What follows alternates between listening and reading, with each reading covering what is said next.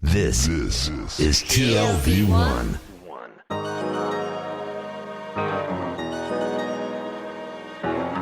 The Tel Aviv Review. Hello and welcome to the Tel Aviv Review, a program dedicated to the word, to the thought and to debate. I'm your host, Gilad Halpern, and every week I'll be engaging in close encounters of the intellectual kind with scholars, researchers, writers, or simply people who have done something to make our lives a tad more interesting. I'm now joined here by Nahum Shiloh, who's about to complete his PhD at Tel Aviv University's Department of History. His research focuses on the history of Saudi elites in the first half of the 20th century. In our mine at least, Saudi Arabia, even today, has been an ultra-conservative, almost medieval society with a clear hierarchy and a coercive leadership, but it turns out that it's not exactly the case. Hello, Nahum, and welcome to the Tel Aviv Review. Hello, good morning. So the starting point of your research is the year 1901. What did Saudi Arabia look like back then? Well, in 1901, there was no Saudi Arabia. Saudi Arabia, as we know it as a kingdom, was established in 1932. In 1901, King Abdulaziz ibn Saud, the first king of Saudi Arabia, began his journey to retake the capital Riyadh from the Ottoman Empire and its proxies. So in 1901, in late 1901, along with several dozens, no more than 70 people, went from Kuwait, where the Saudi family was in exile, to take because they were from Riyadh originally. Yes, to reclaim Riyadh, and they managed to do it in January of 1902. So it was a city-state.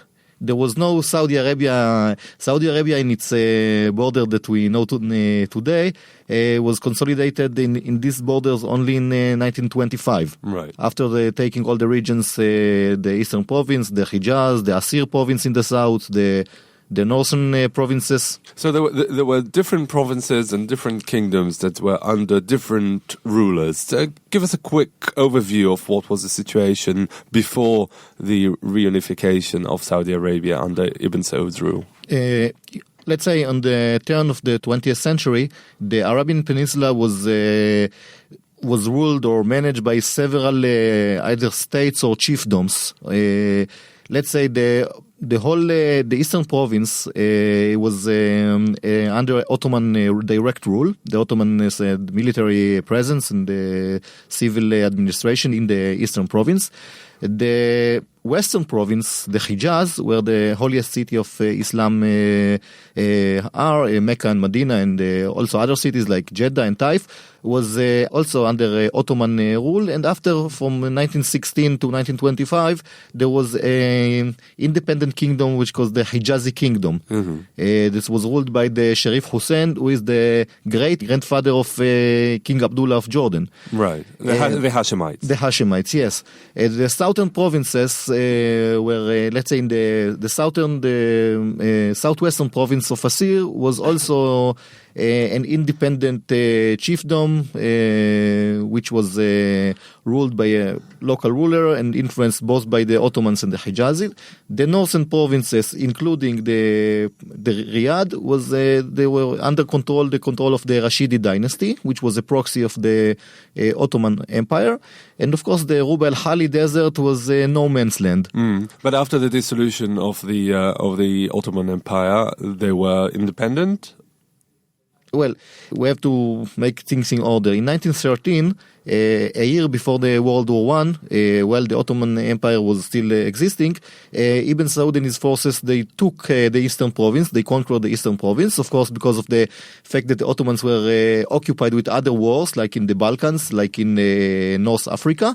So the Ottomans lost this province. The decade before that, Ibn Saud and its allied its Saudi forces and other elites They took the Najdi Desert, Riyadh, and the northern part of the northern provinces.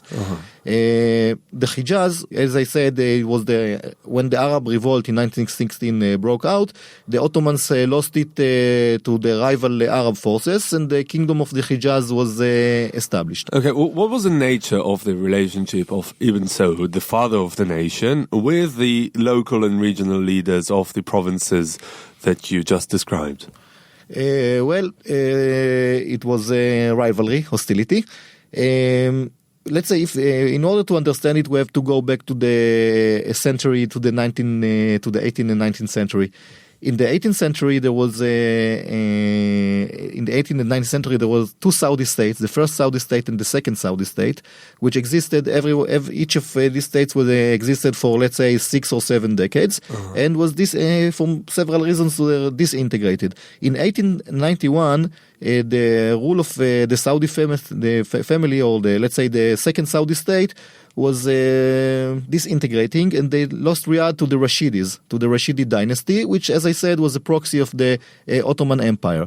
And let's say the relations with the Hijaz were also tense, and were rivalry, because the Hijazis are not Wahhabis, and for decades, even for centuries. Let's say the beginning from the late 18th century, the Hijazis and the Wahhabis were rivals, and there were wars and confrontations. That had a religious nature? Yes. Tell us a bit about the religious component in all this. The Wahhabis are, let's say, a very dogmatic branch of Sunni Islam. The Wahhabis began at, let's say, the mid-18th century, when Sheikh Muhammad Abdul Wahhab joined the forces with the first ruler of the first Saudi state, Muhammad ibn Saud, in another city called El Dir'iyah, which was then the capital of the first Saudi state. And the Wahhabiyah is very dogmatic, saying that it looks at Islam and on the application of Sunni Islam in a very strict way. It means that it's called oneness. It's called in Arabic Tawhid.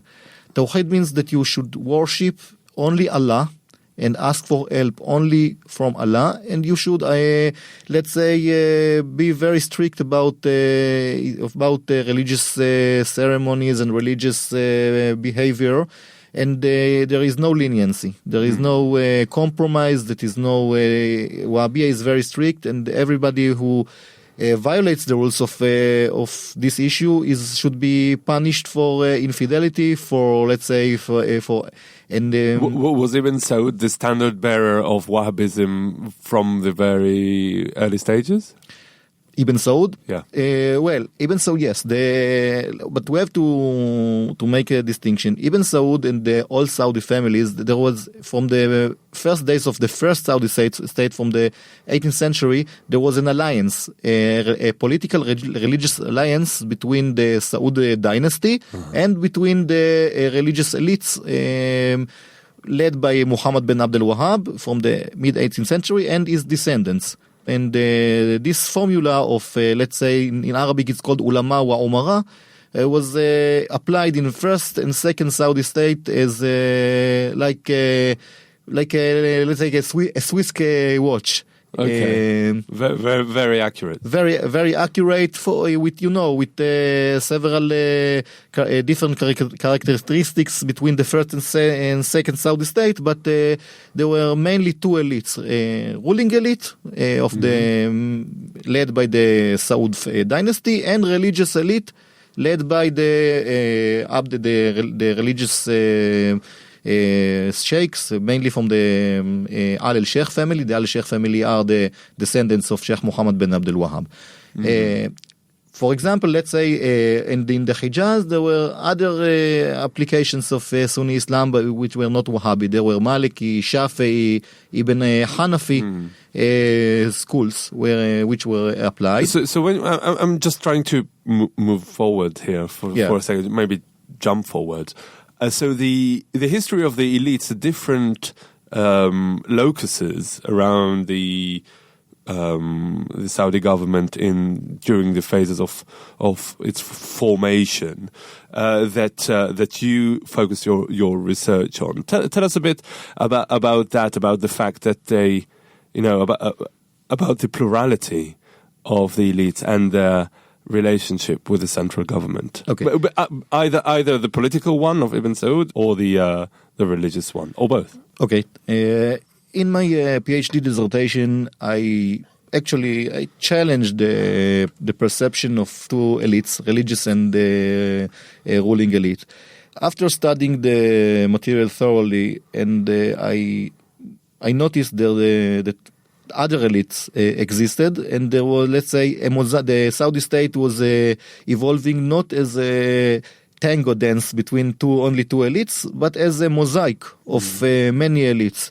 I counted, even in the early stages of the Saudi state, let's say in the first decade of the 20th century, first and second decades of the 20th century, I detected no less than 5 elites. Uh-huh. And in the decades that follow this period, let's say in the 1920s, 30s, and 40s, there was as many as 15 or 20 elites. Elites and sub-elites. How were they divided? Geographically, or was it according to some sort of social divisions? Both. Both. Let's say from every region in which the Saudi forces took militarily in the first decades, 2 decades of the 20th century, let's say between 1902 and 1925, in every region there were communities, population, and of course elites. In the eastern province, you had the Shia elites. The region is populated mainly by Shia Muslims, and there were Shias and there were Sunnis which acted, let's say, in favor of the Saudi state. Uh-huh. So the Shia elites were alienated by the Saudi states after the retake of after it was conquered. In the Hijazi, there were lots of religious and economic elites, religious elites mainly in Mecca, economic elites mainly in Jeddah.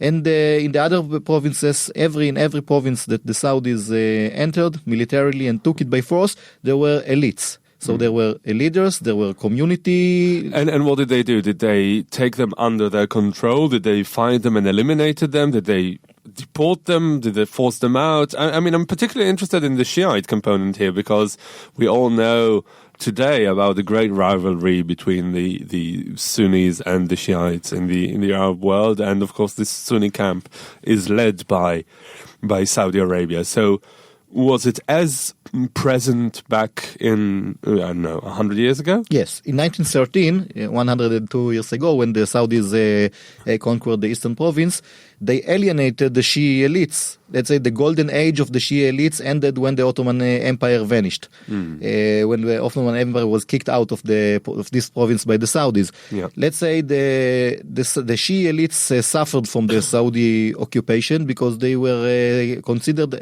like second and third class citizen. All the major positions were taken by the guys from Riyadh and by Sunni elites, which were living in the eastern province side by side by the Shia elites. There were even incidents of massacres and harassments of the Shia elites, and many of the let's say leading figures in the Shia elites, they preferred to flee. To go to Bahrain or to go to Iraq, right, to join other Shia communities. Those who were left behind were hunted, were harassed, and in the eastern province, the Saudis alienated the existing elites. It was not the case in the other provinces. On the contrary, in the Hijaz, the Saudis have no other choice but to co-opt the Sunni elites, because they needed the merchants, they needed the religious elites of Mecca and Jeddah, and it was easier. Let's Wahhabiyya. Let's not forget that Wahhabiyya is considering the Shia elites as infidels. If you are a Shia, you are sometimes worse than a Jew or a Christian. Wow, that's terrible. Yes, for the Shias, of course. Sure, of course, yeah. want to go now to another element and perhaps a game changer, and that is, of course, oil.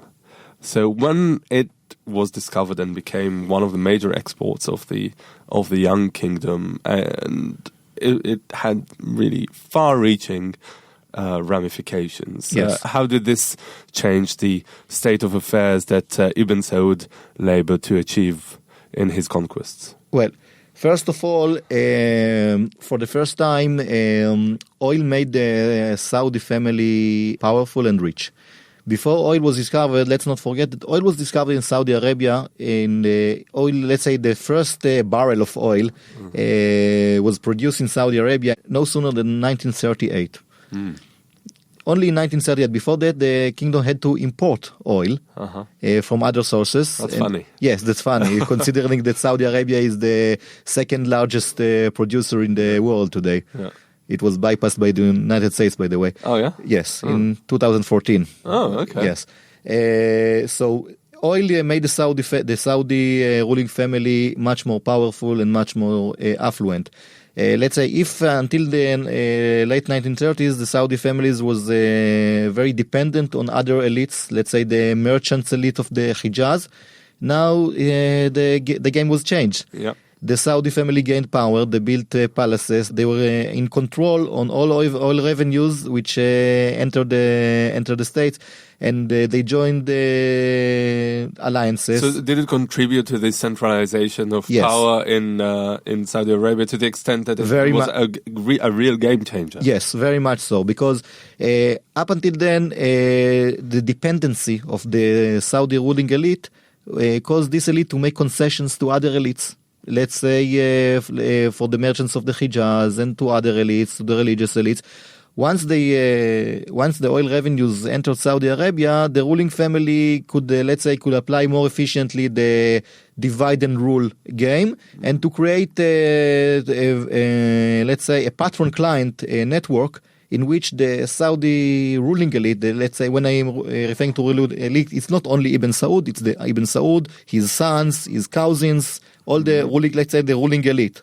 They managed to become the super tribe or the super elite of the Saudi state. And you said that this is thanks to oil, largely. Mainly because of oil. Right now in the post-industrial era, whatever you want to call it, now that oil is really the major player there. So have we seen really the eradication of those other elites that were to an extent hostile and rival to Ibn Saud, and thanks to it he really managed to impose his authoritarian rule? Well, if you're referring to let me rephrase that. Do we see in today's Saudi Arabia any remainder, any relics of these other elites that you studied in your historical account? The elites did not vanish. Mm-hmm. They exist, and the Saudi royal family and the Saudi ruling elite still have to consider their opinions and their let's say and their trends, and it's not like it's being showed or imagined as the one ruler which controls everything. You know, Saudi Arabia, it has elites, it has forces, it has underground forces, and let's say for example, Saudi Arabia is undergoing for several decades a process of privatization. And in this process, privatization and sharing of political power. And in this process, it's not the king and the let's say the most important princess are in charge, but other elites comes and show. Let's say if you take, for example, Adel Al-Jubeir, the new foreign minister. He is the first minister or a foreign minister who is not a prince. Not from the Saud family. He's not from the Saud family. He represents other elites, other educated elites. Westernized? Westernized. He was in the last 8 years. He was the Saudi ambassador to the United States, and he had his education in the United States. And but even that elite, that family, is still very loyal to the Saud family. Yes, I mean you don't see like any potential of regime change or anything that might endanger the authority of the Saud court? Well, nobody can know. The recent events of the Arab Spring showed us that nobody can be a prophet and say what will happen. You're talking about scenarios and possibilities. Relatively to other Arab states, the Saudi kingdom is stable. However, we should not forget that the Saudi kingdom is let's say, includes or consisted of provinces and elites. Yeah. It's not, let's say, it has the potential of under certain conditions of having problems or disintegrating, but it's not something it's much more heterogeneous than we may think. Or we tend to think. Yes. All right. And Khomshino, I'm afraid this is all we have time for, but you are a historian of Saudi Arabia at Tel Aviv University. Thank you so much for coming in today and talking to us about this. Thank you. This was the Tel Aviv Review for this week. Thank you very much for listening. Join us again next week for another edition of the Tel Aviv Review. And until then, goodbye.